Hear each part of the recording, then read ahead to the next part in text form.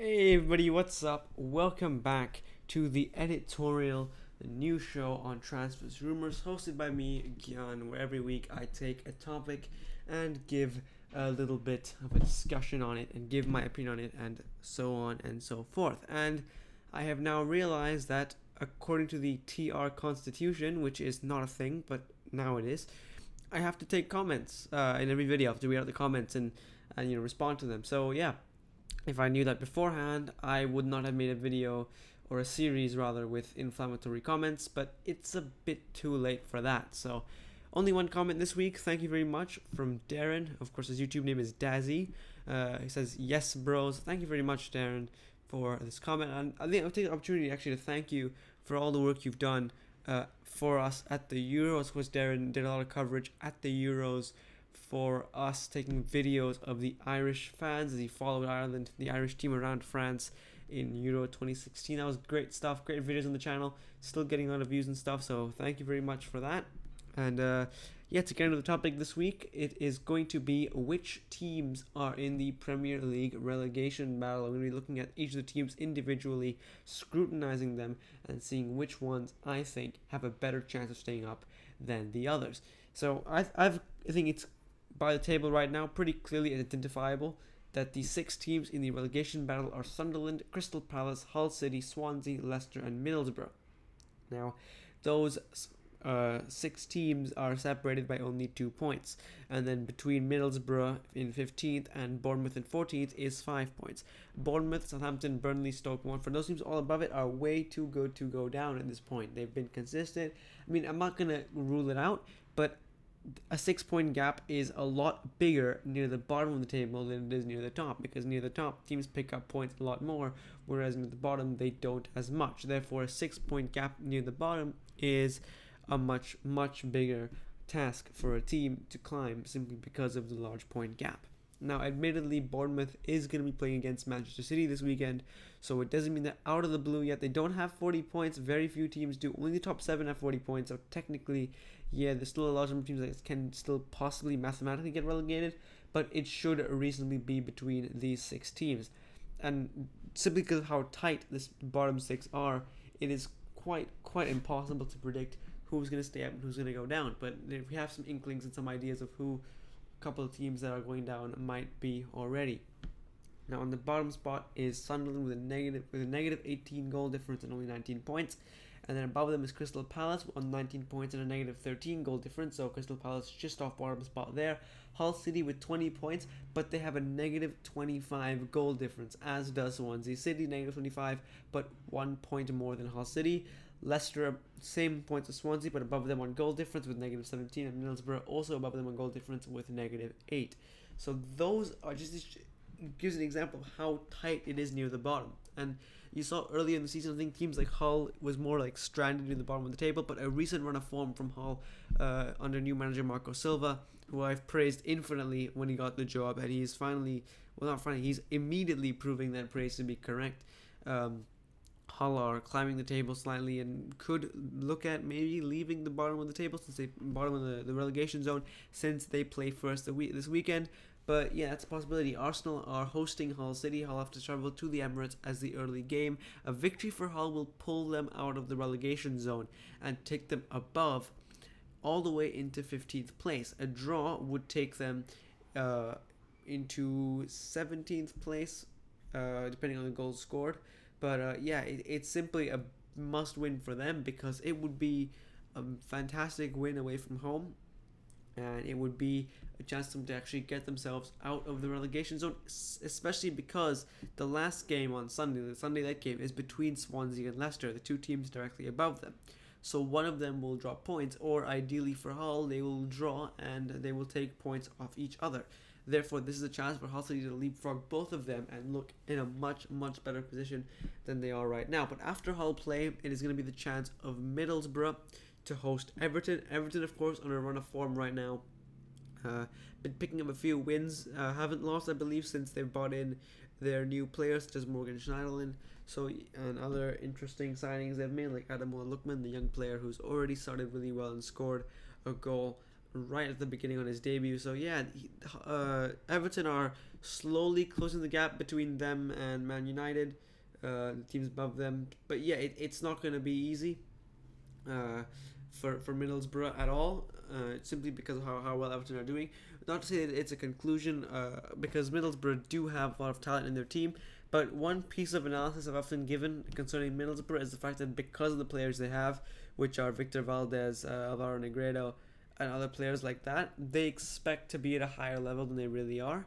And that expectation to be at a higher level is what's causing them to be not at that level. Simply because when you see those players, you're supposed to think how they still in a relegation battle. Before the season, many people were saying, yeah, they could massively overperform this season. They could definitely be a force to be reckoned with in the Premier League. But instead, we've had teams like Burnley or West Brom, who many people have wrote off for the beginning of the season. People, Burnley having the lowest finances in the league, and of course West Brom being linked with Tony Pulis sacking or a departure, the rumours are suggesting, both of which was meant to destabilise the club. But both West Brom and Burnley are definitely overperforming right now. Burnley have the third best home record in the Premier League, and West Brom have a ridiculously good defense, only conceding 29 goals this season, which is very, very good for their team. So I think definitely you can see a lot of predictions before the season that are not really coming to fruition. And I think Middlesbrough's overperforming. The prediction that Middlesbrough overperformed for the beginning of the season was the main problem and is the reason why they're there now. Simply because you look at that squad list and you expect a really, really good team, but in the last 10 games they've only won one game, which was in the 17th of December, in a 3-0 victory over Swansea. So they're yet to win a Premier League game in 2017. That looks pretty bad for them, and I personally don't think that they're going to get a win at Everton. I think Everton are going to be Middlesbrough. And as for Hull against Arsenal, I do have just a funny feeling that Hull might be able to sneak away with a draw this weekend. If anything more than that would be fantastic, but the confidence is really high right now. Marco Silva's defensive tactics and the Hull's defense has been really, really organised and has taken to that very well. So that they could just maybe get a draw at Arsenal if they can manage to play well and hold that defense tight. Now moving on, Sunderland host Southampton as well at the same time, as well as Crystal Palace travelling to Stoke City. Southampton been struggling recently as well. They've been dropping down the table.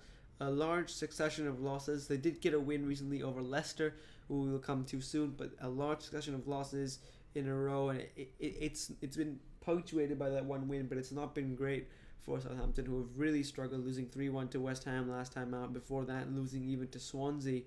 And it's really been difficult for them since they've made that great cup run. I think that their attentions have been maybe diverted from the league a bit, or just maybe mentally for them more than anything. That the last two games they've lost since they made it to the semi-finals the final of the Capital One Cup, the EFL Cup. So maybe it's time for them to get back on track. I do think that Sunderland is one of the teams which I'm gonna probably write off very, very early right now and say they are probably going down because they've had a bad window, whereas some of the teams around them have had very good windows. Sunderland have not had a good window. Julian Lescott is not a good signing. I don't see them staying up for much longer. Really, they've been flirting with relegation for a few years now, and this is the kind of game that Southampton really need to go and win, and I think they can pull that off. Southampton need that kind of win right now, and that definitely could make it so that Sunderland are getting even further buried. Crystal Palace going away to Stoke. Stoke are again a mixed bag. You don't know what to expect with them because last year Stoke were right up, challenging, at least for a bit before they fell off for a Europa League spot, but of course they fell off later on in the season. So it's always a mixed bag with them. You don't know what to expect with them, but they're very much firmly a mid-table team. They're not really able to push on and get anything better than that. 2 wins in the last 10 games, coming against Watford and Sunderland, both teams which are probably below them in terms of ability of the squad. So yeah, I definitely think that Stoke should have what it takes to beat Crystal Palace, since they do have a habit of beating the teams that are below them in the table, at least not losing to teams below them in the table. So I think that they could definitely get a win at home to Crystal Palace, and they'd be expecting to get a home win to Crystal Palace as well, so that's a pretty important thing to look at. And of course the biggest game in terms of the scope of the relegation battle is between Swansea and Leicester. who have both been going on opposite trajectories in the last couple of months, considering that Swansea, just like Hull, have picked up a couple of wins in a row. One win over Liverpool and then a win over Southampton, whereas Leicester have gone on 4 consecutive losses: 3-0 to Chelsea, 3-0 to Southampton, 1-0 to Burnley, and another 3-0 to Manchester United. Leicester are really, really struggling right now and have conceded 41 goals, which is a ridiculous amount of goals, considering they only conceded 36 goals in the entirety of last season. Have already conceded a lot more than that this season, so their defense is not nearly as good as it was last season, and that was what sort of their success was built around, the organization of the back four and the ability of Kante. Of course, they've lost Kante, and their back four have seemingly lost the ability to defend. I don't see Leicester. I mean, it's hard to see. It's hard to see them getting relegated, but I refuse to rule it out. I think Ranieri does have to go. Now, I think the situation with Ranieri is difficult because if you sack Ranieri and get relegated, that is the worst possible outcome for the chairman. Now, I think at this point, at this level, maybe you could say that a new manager coming in might not have that much of an effect on whether Leicester stay up or not, simply because the small amount of time that he has, whoever he is, to come in and change things. But the more time you give him, the more chances he has of staying up. That was seen with Rafa Benitez, who just when his side started, just when they started playing the way he wanted to, it was too late and they got relegated. I think Hull City have taken action just the perfect time. Swansea, just the perfect time to replace their managers and give their managers something new. So the gamble now is whether they want to risk sacking Ranieri and getting relegated, because if they sack Ranieri and get relegated, that is the worst outcome for the chairman. That could see the chairman possibly receive a lot of pressure from the fans. If they keep Ranieri and get sacked, I think the pressure is less on the chairman and more on Ranieri. And of course, if they stay up with or without Ranieri, it will be great. But I think some fans would lean towards Ranieri simply because he is interested in the Champions League and the fans want to go on a European adventure, which I think is short-sighted. Of course, I have no authority to speak about what Leicester fans think, as I support a club which regularly qualifies for the Champions League. So I cannot speak for Leicester fans about how they feel about being in this competition right now and how much it means to them. I cannot speak for them at all. But ultimately, I think that at least the chairman must not be thinking about which manager will do best in the Champions League. They must be thinking about which manager will do best in a relegation battle and survive in the Premier League. And on that front, I do not think Ranieri is the right man to lead Leicester forward. However, I think the difficulty of him getting sacked, there are two main factors which make it difficult for the chairman to sack him. The first one is the fact that he won the league and he's loved by the fans. I mean, people often say that the football industry is brutal, and especially the football management industry is brutal, and there's no room for sentiment in making these business decisions. But ultimately, because of how much he's loved by the fans, and because it's an unprecedented miracle, we can't use previous history to justify its actions. It's an unprecedented miracle, with what it's being looked upon like. So as a result, it's probably extremely difficult for anyone to sack Ranieri given his achievements. And the second thing is, if the team gets relegated, more pressure's on Ranieri than on the chairman. But if Ranieri is sacked, the pressure goes under the chairman, and that maybe if they're I don't think they're selfish. I have to, as a Thai person, I definitely support the chairman completely, and I really want them to do well from that perspective, right? And so simply, I don't know if they would think like this, but there's a possibility that the chairman would think in a way which is basically that if we sack Ranieri and get relegated, the blame's on us. If we don't sack Ranieri and get relegated, the blame is on Ranieri.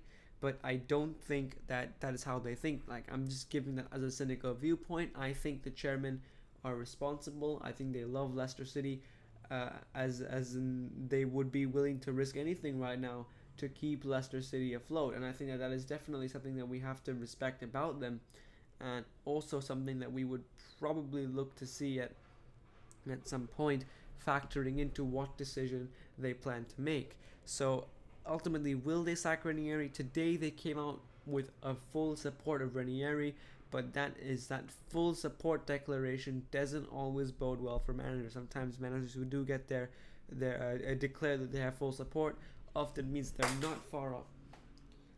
Often managers who are declared to have full support are not far off from the chopping block, and definitely if he loses to Swansea and if Hull win or other teams below them win and they fall to the relegation zone, I honestly believe that could be the trigger to see Ranieri lose his job. But the most important thing is that they have a replacement already lined up, and that could be the most difficult part. That could be the stumbling block. Who is the replacement? Leicester are a club who should have ambition, who should be looking higher in the top half of the table because of one, what they achieved, and two, because they represent a nation. They represent Thailand, and they have extremely wealthy owners. So definitely they should be aiming to be at least mid-table, if not top half team. And this is definitely not where they want to be.